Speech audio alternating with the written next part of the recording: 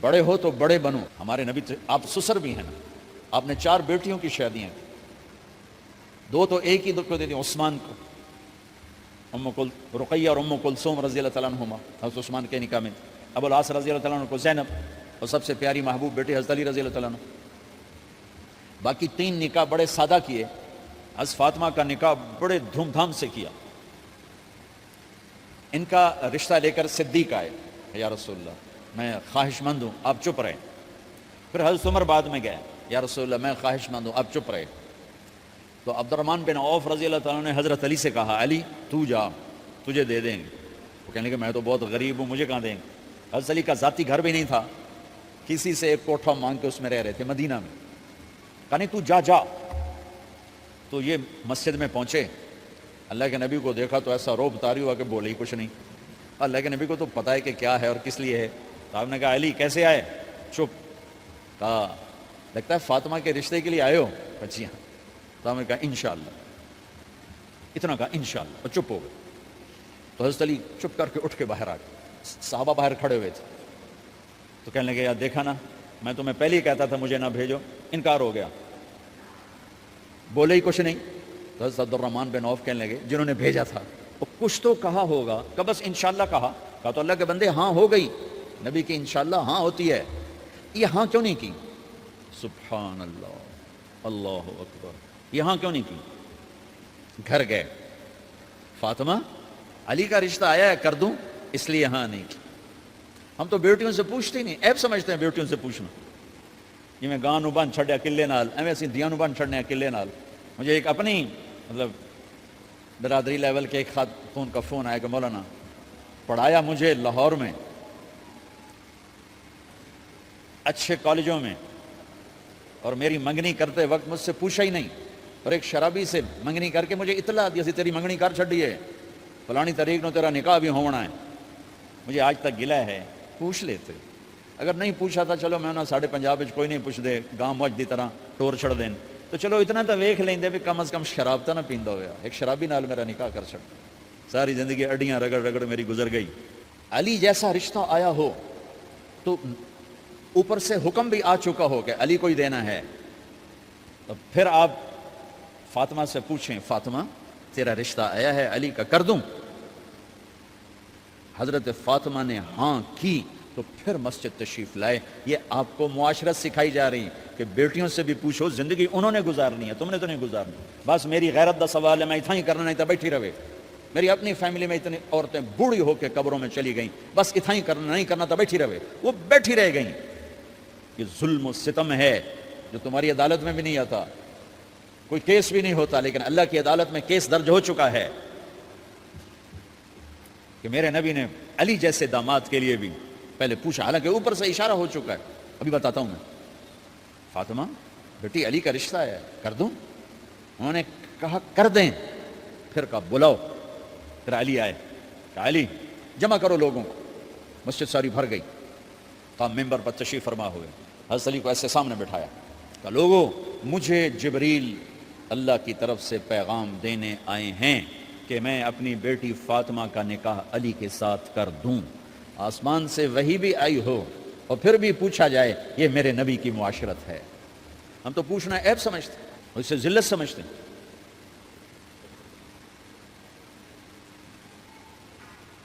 پھر آپ نے اتنا بڑا اہتمام کیا. مسجد نبوی پرانی جو آپ کے زمانے کی تھی, بہت بڑا ہال تھا, اس کا بھرا ہوا تھا. آپ نے سب کو شہد کا شربت پلایا, خود نکاح پڑھایا, نکاح کا خطبہ پڑھ کیا. پھر کہا علی میں نے فاطمہ بنت محمد کو 400 درم مہر کے عوض تمہارے نکاح میں دیا, تو نے قبول کیا؟ انہوں نے کہا جی میں نے قبول کیا, اور سجدے میں چلے گئے اور زور سے دعا مانگی, رب اوزعنی ان اشکر نعمتک التی انعمت علی وعلی والدی وان اعمل صالحا ترضاہ واصلح لی فی ذریتی انی تبت الیک واننی من المسلمین. میرے نبی نے کہا آمین, زور سے کہا آمین. نکاح ہو گیا. رخصتی ہوئی 6 مہینے بعد, 1 مہینے بعد, 1 سال بعد. 3 روایات ہیں, فوراً 4 روایات, لیکن زیادہ صحیح ہے دیر کے بعد, فوراً نہیں ہوئی, کچھ عرصے کے بعد رخصتی ہوئی. حضرت عقیل آپ کے بھائی وہ کہنے لگے علی اب رخصتی ہو جانی چاہیے. تو یہ دونوں مل کر آئے سلمان فارسی کے پاس کہ سلمان بھائی ہماری رخصتی کروا دو. سلمان فارسی کا بڑا احترام تھا. انہوں نے جا کر بات کی ام سلمہ رضی اللہ تعالیٰ عنہ سے. ام سلمہ نے بات کی اللہ کے نبی سے کہا ہاں ہاں آ جائے لے جائے آ جائے لے جائے. تو علی رضی اللہ تعالیٰ عنہ اپنی اونٹنی لے کر آئے. تو حضرت علی کا گھر وہ کرائے پر گھر تھا ایک کونے پر. تو وہاں اسماء بنت امیس اور ام ایمن گئیں اور اس کے فرش کو لیول کیا. فرش میں سرخ مٹی ڈال کے اس کو لیول کیا اور دیواروں کی پوچا پاچی کی اور وہاں کھوٹیاں لگائیں کپڑے ٹانگنے کے لیے. آپ نے حضرت عائشہ اور حضرت ام حبیبہ حضرت ام سلمہ سے فرمایا تمہیں پتہ ہے نا مجھے فاطمہ سے کتنا پیار ہے, اسے دلہن بناؤ. دلہن بنانا بھی سنت ہے, دلہن بناؤ, اسے دلہن بناؤ. تو آپ کو دلہن بنایا گیا. پھر علی رضی اللہ تعالیٰ عنہ تشریف لائے سلمان فارسی اور عقیل کے ساتھ. اونٹنی کو دروازے پر بٹھایا تو آپ نے علی کا ہاتھ پکڑا, اندر تشریف لے گئے اور فاطمہ کا ہاتھ پکڑ کے علی کے ہاتھ میں دیا اور کہا بیٹی مجھے اپنے خاندان میں جو سب سے زیادہ محبوب تھا میں نے تیرا ہاتھ اس کے ہاتھ میں دیا ہے. پھر کہا علی تجھے نبی کی بیٹی مبارک, نبی کی بیٹی مبارک. پھر آپ نے سے پیالے میں پانی منگوایا اور اس میں آخری 2 سورتیں پڑھ کے دم بھی کیا, تھوک بھی ڈالا.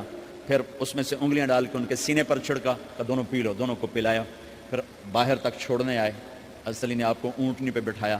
آپ نے 2 عورتوں کو ساتھ بھیجا, ام ایمن اور اسماء بنت امیس. یہ چھوٹی سی بارات جا کر علی کے گھر اتری اور آپ نے حضرت علی سے فرمایا کہ میں عشاء پڑھ کے آؤں گا, میرا انتظار کرنا ہے. تو عشاء کی نماز کے بعد آپ تشریف لے گئے. آپ نے دوبارہ پیالے میں پانی منگوایا اور اس پر آخری 2 سورتیں پڑھ کے دم کیا. پھر ان کے سینے پر چھڑکا, یہاں بازوؤں پر چھڑکا اور کمر پر چھڑکا اور دعا دی اللہم اسد جدہما وجمع شملہما وبارک علیہما واخرج منہما ذریۃ صالحہ. یہ دعا دی آپ نے اس وقت کہ میرے مالک ان کے جمع ہونے میں برکت عطا فرما اور ان کو سعادتیں عطا فرما اور ان کو نیک اولاد عطا فرما. یوں میرے نبی نے اپنی بیٹی کو رخصت فرمایا. اگلے دن آپ نے حضرت علی کو بلا کے فرمایا علی ولیمہ بھی کرنا ہے. کہنے لگے یا رسول اللہ میرے پاس تو کچھ نہیں. تو آپ نے کہا تو سعد بن ابی وقاص کہنے لگے یا رسول اللہ میرے پاس ایک چھترا کھڑا ہے, چھترا لاؤ. ذبح کیا گیا. آپ نے اس میں چھوارے ڈلوائے, قورمہ بنوایا, قورمہ. اور اپنی طرف سے حضرت علی کو پیسے دیے کہ جاؤ جاؤ چھوارے, گھی, شہد خرید کے لاؤ. تو علی رضی اللہ تعالیٰ نے 5 درم کے چھوارے خریدے اور 3 درم کا شہد خریدا اور 1 درم کا گھی خریدا. 9 درم تھے ٹوٹل. تو آپ نے کافی سارا آ گیا تو چھواروں کی گٹھلیاں نکلوا کے ان کو پسوایا, پھر شہد اور گھی میں ملایا اور ایک سویٹ ڈش تیار کی اور اس کو حضرت علی کے ولیمے میں آپ نے اپنی طرف سے پیش کیا. تو اس دن تازہ روٹی جو کی پکائی گئی اور دیگ پر میرے نبی خود بیٹھے کھانا کھلانے, تقسیم کرنے خود بیٹھے.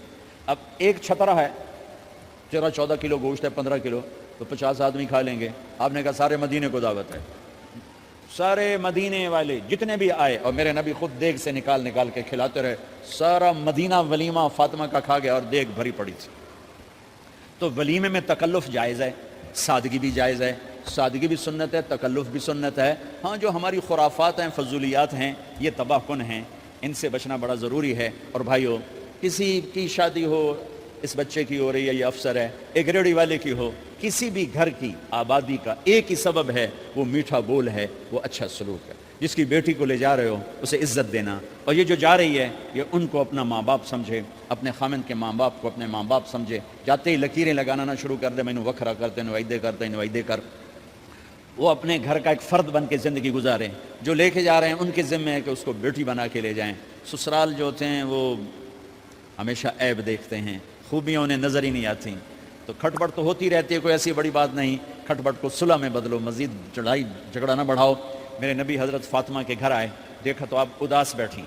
آپ نے کہا فاطمہ بیٹی کیا ہوا؟ کہ میرا اور علی کا جھگڑا ہو گیا. اچھا.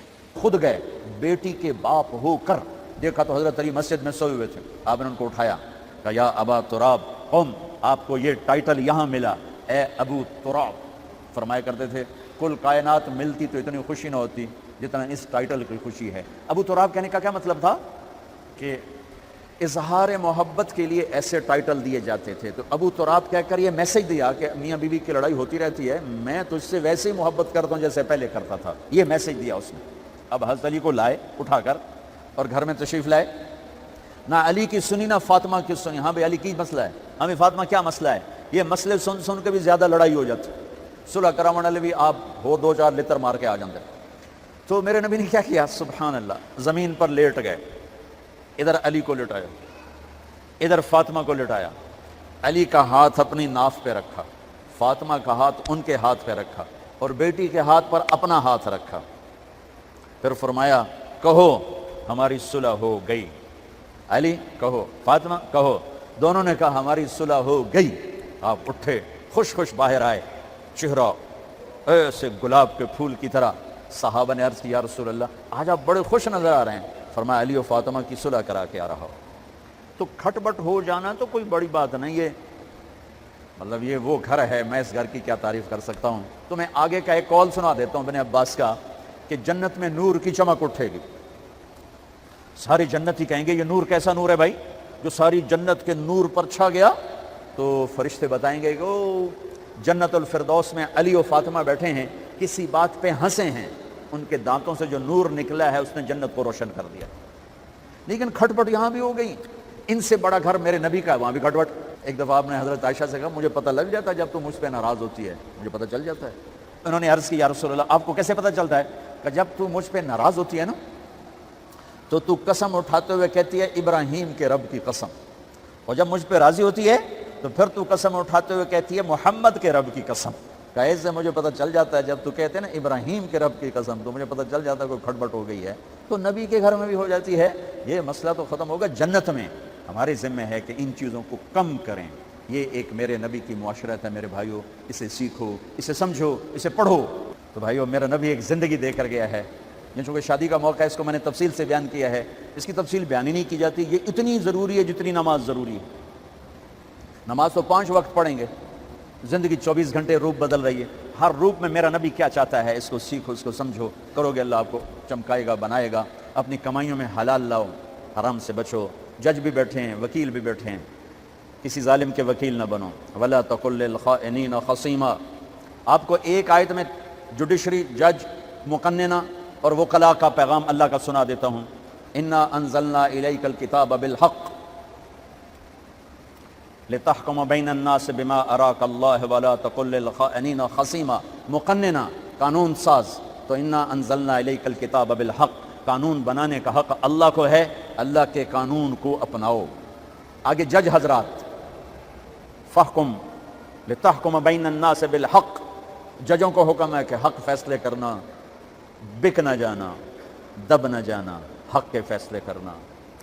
تیسرا وکلاء کو وَلَا تَقُلْ لِلْخَائِنِينَ خَصِيمًا، ظالم بددیانت کی وکالت کے لیے کھڑے نہ ہو جانا ورنہ مر جاؤ گے، مر جاؤ گے۔ وَلَا تَقُلْ لِلْخَائِنِينَ خَصِيمًا، ان کے لیے دلائل قائم نہ کرنا ورنہ ہلاک و برباد ہو جاؤ گے۔ تو بھائیو یہ نکاح کو ذرا میں نے تفصیل سے بیان کیا ہے کہ یہ زندگی ہے جس کو سیکھنا ہے۔ حلال کماؤ، بچوں کو حلال دو، بیوی کو حلال دو۔ اللہ کی قسم حرام سے کبھی بہار نہیں آتی اور حلال پہ کبھی خزاں نہیں۔ حلال کھانا، حلال کھلانا تو تم شاد و آباد رہو گے۔ اللہ میں عمل کی توفیق بخشے۔